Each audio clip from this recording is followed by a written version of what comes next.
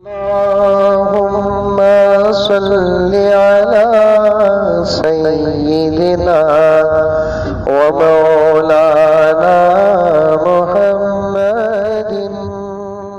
ایک بہت ہی اہم سوال ایک صاحب مجھ سے کیے فون میں۔ آج کل عمرے کو بہت سارے لوگ بڑے شوق سے جا رہے ہیں، عمروں کو جا رہے ہیں۔ ان کا بڑا عجیب سوال تھا جو لوگوں کے ذہن میں اس وقت بیٹھا ہوا ہے، عمرہ کرنے سے حج معاف ہوتا ہے کیا؟ بہت اہم سوال ہے۔ اچھے مالدار بھی عمرہ کر رہے ہیں لیکن حج نہیں کر رہے ہیں۔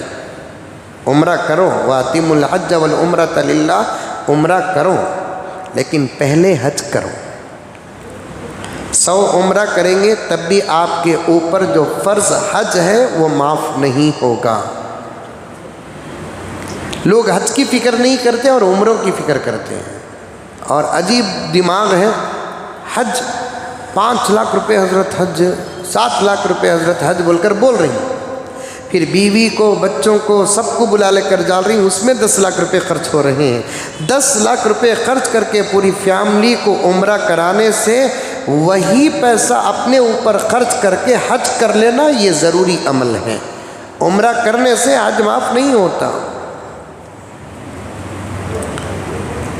لوگ دوڑ جا رہے ہیں عمرے کو، جانا چاہیے، میں جانے سے روکتا نہیں، لیکن مالداروں سے کہنا چاہتا ہوں تمہارے اوپر اگر حج فرض ہو گیا تو آپ پہلی فرصت میں حج کریں۔ حج کے ایام میں بار بار عمرہ کرنے سے آپ کا حج ثابت نہیں ہوتا۔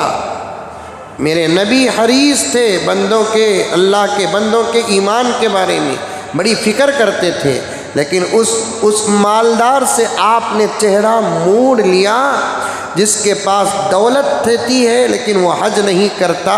تو پیارے آقا نے فرمایا مجھے کوئی پرواہ نہیں ہے وہ یہودی ہو کر مرے کہ نصرانی ہو کر مرے، مجھے کوئی پرواہ نہیں، بے ایمان ہو کر مرتا ہے۔ دولت ہے، وہ اللہ کے گھر میں حاضری نہیں دیا اور رسول اللہ کے گھر میں حاضری نہیں دیا تو پھر اللہ کے رسول بہت ناراض ہو جاتے ہیں۔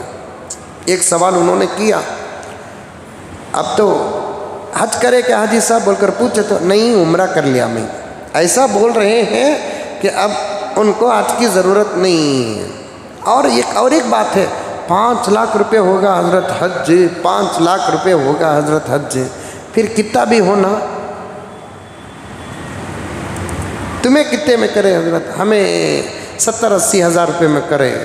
دیکھو حضرت کتنا مہنگا ہوگا۔ مہنگا نہیں ہوا میرے بھائی، 20 سال پہلے 1 لاکھ روپے کی جو اہمیت تھی اب 5 لاکھ روپے کی وہی اہمیت ہے۔ الفاظ عادات کے بدلے ہیں۔ 1 لاکھ روپے کی جو اہمیت 20 سال پہلے تھی اب 5 لاکھ روپے کی وہی اہمیت ہے۔ مہنگا نہیں ہوا حج، ہوا تو کیا صاحب، شادیوں میں پانی کی طرح پیسے بہاتے ہیں، بچوں کے برتھ ڈے میں پانی کی طرح پیسے بہاتے ہیں، گھر کی تعمیر میں تو اللہ کی پناہ لاکھوں روپے پانی کی طرح گھر کی تعمیر میں بہاتے ہیں، بچوں کے انگیجمنٹ، رشتے اور کیا کہتے ہیں رسم میں پانی کی طرح لاکھوں روپے پیسے بہاتے ہیں۔ حج کے لیے 5 لاکھ روپے کی بات آ گئی، 5 لاکھ روپے، 7 لاکھ روپے، اللہ اکبر۔ حج مالداروں کو چاہیے کہ حج کرنے میں دیر نہ کریں۔ وہ صاحب اور ایک سوال بھی کیے کہ حضرت عمرہ کرنے والے کو حاجی بول سکتے ہیں کیا؟ بول سکتے ہیں، ہمیں بولنا ہماری اپنی مرضی سے، لیکن انہیں نہیں بولنا میں عمرہ کر لیا جی مجھے حاجی بولو، میں حج کر لیا جی مجھے حاجی بولو بول کر انہیں نہیں بولنا، انہیں ڈیمانڈ نہیں کرنا، ہمیں اپنے طرف سے بولنا حاجی صاحب بول کر، تو تب انہیں اس کے اخلاق ہے کئی کو بھئی حاجی صاحب، پہلے ماموں پکارتے تھے اب ماموں پکارو نا، چچا پکارتے تھے چچا پکارو نا، اب حج کو جا کر آ گیا تو حاجی میرے اندر عمل کی حفاظت کرنے کی طاقت نہیں ہے، ہمیں بولنا، پھر بھی انہوں پکارے تو سمجھ جاؤ کہ اللہ کی طرف سے فیصلے ہو رہے ہیں۔ رقعے میں الحاج بول کر نہیں ڈالے تو دعوت کچھ جاتا نہیں گھگو۔ کھجور لا کو دیا، زمزم لا کو دیا، ابھی کیا کیا کی جانی ماز لا کو دیا، گفٹ لا کو دیا، کیا کی کریا، لیکن پھر بھی منجے رقے میں الحاج نہیں لکھو ہی، ویسے شادی کچھ جاتا نہیں، ویسی دعوت کچھ جاتا نہیں، یہ سب بالکل غلط بات ہے۔ محمد نظام الدین کولار سے فون کرتے ہیں، روزے کی حالت میں کان میں تیل ڈال سکتے ہیں کیا؟ کان میں تیل نہیں ڈال سکتے، روزے کی حالت میں دوا بھی نہیں ڈال سکتے، کان میں بھی نہیں ڈال سکتے، ناک میں بھی نہیں ڈال سکتے، آنکھ میں ڈال سکتے ہیں۔ سمجھ میں آئی بات ہے؟ آج کی ڈاکٹری کہتی ہے کہ آنکھ میں ڈالے تو بھی حلق تک وہ چیز پہنچ جاتی ہے، اثر پہنچتا ہے، دوا نہیں پہنچتی۔ پرانے زمانے کے فقہا تحقیق کر لیے، حضور کی حدیث بھی ہے کہ روزے کی حالت میں سرما لگا سکتے ہیں، تو سرما بھی ایک قسم کی دوا ہی ہے، تو آنکھ میں دوا ڈال سکتے ہیں روزے کی حالت میں، کان میں اور ناک میں نہیں ڈال سکتے۔ الیکشن قریب ہے، ہمارے بعض علاقوں میں ایم ایل اے وعدہ کر رہے ہیں کہ اگر میں جیتیا تو سیٹ دے دوں، کیا وہ لے سکتے ہیں کیا؟ پہلے انہیں جیتتا کیا دیکھو، اس کے بعد دیتے وقت مجھے فون کرو۔ سب بھی بولتے ہمیں جیتے تو یہ کرتے ہیں، وہ کرتے ہیں، وہ کرتے ہیں بول کر کرتے نہیں ہیں۔ ہاں پھر بھی میں مسئلہ بتا دیتا ہوں کہ انہوں جیتنے کے بعد گورنمنٹ کی زمین غریبوں کے لیے اپنے سی ایم کے ساتھ میٹنگ کر کے لے کر دینا چاہتے ہیں، وہ صرف حکومت غریبوں کے لیے الاٹ کرتی ہے، تو غریب رہے تو لے سکتے ہیں، مالدار غریب بن کر نہیں لے سکتے۔ وہ بی پی ایل کارڈ کا کہ ایک چل رہا نہیں، اچھے مالدار، وہ بی پی ایل کارڈ بنائے غریبوں کے لیے حکومت نے کچھ آفر دینے کے لیے، اچھے مالداراں بھی کیا کر ڈالے، بی پی ایل کارڈ بنا لیے ہیں، غلط ہے، گناہ ہے، دھوکہ ہے۔ محمد فیاض پوچھ رہے ہیں محبوب نگر سے، 20 رکعت تراویح کا ثبوت کون سی حدیث میں ہے؟ پوچھنے والے اگر حدیث پڑھ سکتے ہیں تو ڈائریکٹ مجھ سے فون کیجئے، حدیث نہیں احادیث پیش کروں گا، ایک نہیں کئی حدیثیں پیش کروں گا 20 رکعت تراویح کے ثبوت میں۔ میں بارہا کہتا ہوں کہ اب ان تمام مسائل پر جانے کی ضرورت نہیں، کسی کے مسلک میں 8 رکعت ہے تو وہ 8 پڑھ لے، 20 رکعت والے کو نہ چھیڑے، اگر چھیڑیں گے تو ہم نہیں چھوڑیں گے۔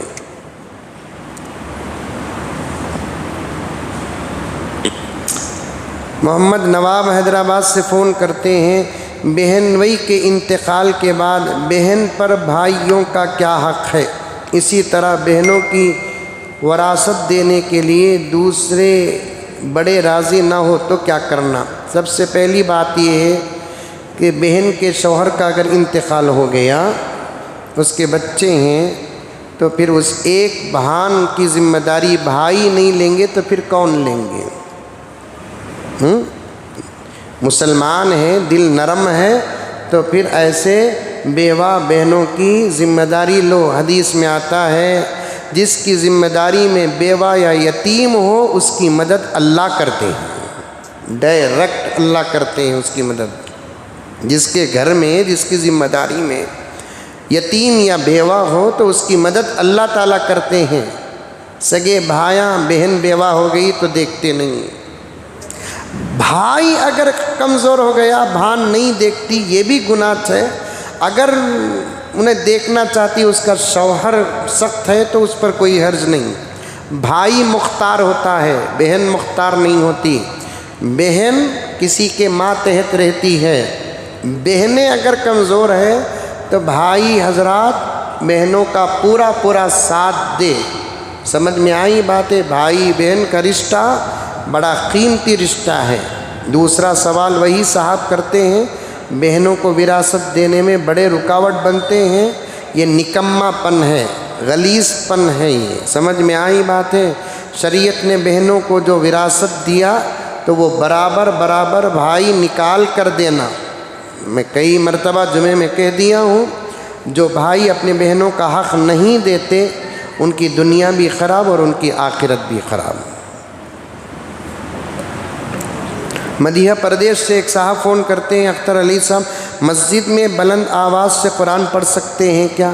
قرآن آہستہ بھی پڑھ سکتے ہیں، قرآن زور سے بھی پڑھ سکتے ہیں، لیکن آپ قرآن پاک زور سے پڑھیں گے دوسروں کو تکلیف ہوتی ہے تو اس صورت میں آہستہ پڑھنا ہے۔ فقہا نے لکھا ہے سونے والے آدمی کے بازو زور سے قرآن پڑھنا جائز نہیں ہے۔ ایک آدمی بازو سو لے کر ہے، اب انہوں صاحب خراج شروع کر لیے، اعوذ باللہ من الشیطان الرجیم، اب انہیں اٹھ کر کیا دے اللہ پڑھو جی بولیا تو پھر اسے گناہ ہوگا۔ تکلیف نہیں دینا، اسلام تکلیف دینے والا مذہب نہیں ہے۔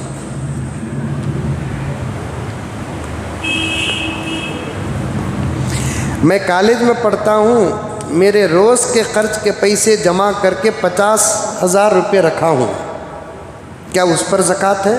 برابر زکوٰۃ ہے۔ سمجھ میں آئی بات ہے۔ اور ایک صاحب بھی سوال کیے تھے، کئی سالوں سے حج کے لیے ایک صاحب پیسے جمائے ہیں، تقریباً 7-8 لاکھ روپے ہو گئے ہیں میاں بیوی کے، اس پر زکوٰۃ ہے کیا؟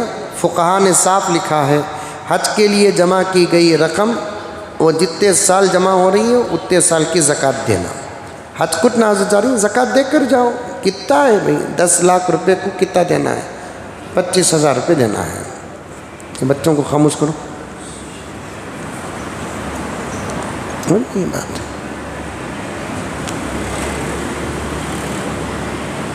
باغے پلی سے ایک بچی فون کرتی ہے، عشاء کی نماز میں دعائے قنوت پڑھنا واجب ہے کہ عشاء میں کہاں دعائے قنوت پڑھتے ہیں، وتر میں پڑھتے ہیں، واجب ہے وہ۔ عصر کی نماز کے بعد بنگلور سے ایک صاحب فون کرتے ہیں، عصر کی نماز کے بعد سجدے تلاوت کر سکتے ہیں؟ نہیں کر سکتے۔ سمجھ میں آئی بات ہے؟ عصر کی آپ نماز پڑھ لیے تو کوئی نماز پڑھنا بھی نہیں ہے، صرف جنازے کی نماز پڑھ سکتے ہیں۔ جنازے کی نماز اصل میں دعا ہے، اس میں سجدہ نہیں ہے، اس لیے اس کی اجازت ہے۔ عصر کی نماز کے بعد مغرب کی نماز تک کوئی سجدہ نہیں ہے۔ محمد وسیم کڑپا سے فون کرتے ہیں کہ مراقبہ کیا ہے؟ مراقبہ اصل میں کہتے ہیں کسی اللہ والے سے نسبت ہو جانے کے بعد دل کو اللہ کی طرف متوجہ کرنے کے لیے ایک طریقہ بنایا گیا ہے۔ آنکھ بند کر کے ایک جگہ پر بیٹھنا اور یہ سوچنا میں دل کی طرف متوجہ ہوں اور میرا دل اللہ اللہ کہہ رہا ہے اور اللہ کی طرف متوجہ ہے۔ اس پر محنت کریں گے تو انشاءاللہ تعالی دل ہمارے کنٹرول میں آ جاتا ہے۔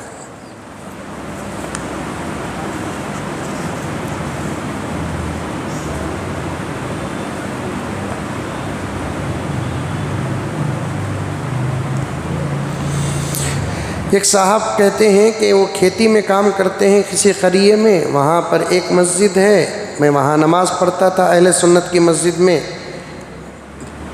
کل کچھ ساتھیوں نے مجھے مسجد سے نکال دیا اور میں مسجد سے باہر چلا گیا اور اپنے گھر میں نماز پڑھ رہا ہوں میرے روم میں۔ کیا یہ صحیح ہے؟ مسجد سے کسی کو نکالنا نہیں ہے۔ آج کل تو اچھے لوگ ایک دوسرے کو مسجد سے نکال رہے ہیں، بیاگاں اٹھا کر پھینک رہے ہیں، فلاں کر رہے ہیں، فلاں کر رہے ہیں، آنے سے نہیں روکتے۔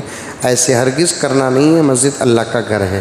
ہاں قیام کرنا ہے تو مسجد کے ذمہ داروں سے اجازت لینا ہے۔ سمجھ میں آئی بات ہے؟ ہاف ٹی شرٹ پہن کر نماز پڑھ سکتے ہیں، مکروہ ہے۔ آج تو ایسے کپڑے پہن کر نماز پڑھ رہے ہیں کہ مکروہ نہیں، نماز ہی نہیں ہوتی، ایسے کپڑے پہن کر نماز پڑھتے ہیں۔ اللہ سب کی حفاظت فرمائے۔ لک الحمد لک شکریہ اللہ، اللہم صلی علی سیدنا نبینا مولانا محمد وبارک وسلم۔ ربنا آتنا فی الدنیا حسنہ وفی الآخرۃ حسنہ وقنا عذاب النار۔ اللہم انک عفو کریم تحب العفو فاعف عنا یا کریم۔ سبحان ربک رب العزۃ عما یصفون وسلام علی المرسلین والحمد للہ۔